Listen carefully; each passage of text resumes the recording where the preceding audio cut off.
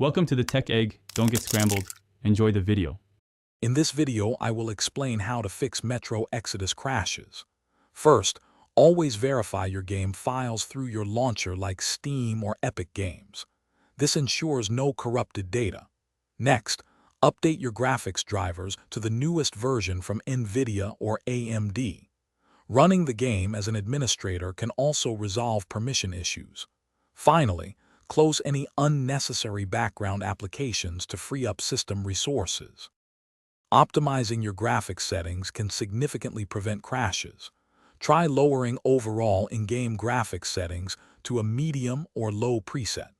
Disabling demanding features such as ray tracing or hairworks can also help.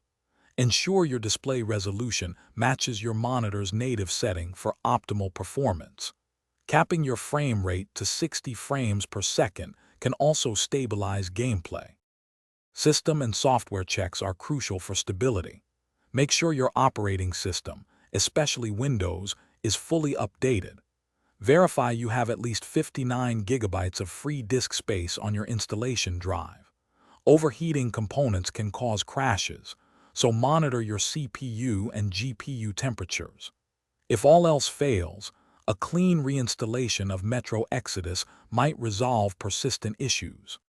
For more advanced troubleshooting, consider disabling full-screen optimizations in the game's executable properties. Experiment with running Metro Exodus in DirectX 11 mode instead of DirectX 12, as this can improve stability for some systems. Confirm your power supply unit provides adequate wattage for your components. Lastly, check official game forums for community-driven solutions specific to your crash type. Thanks for watching. Consider subscribing if I helped unscramble your problems.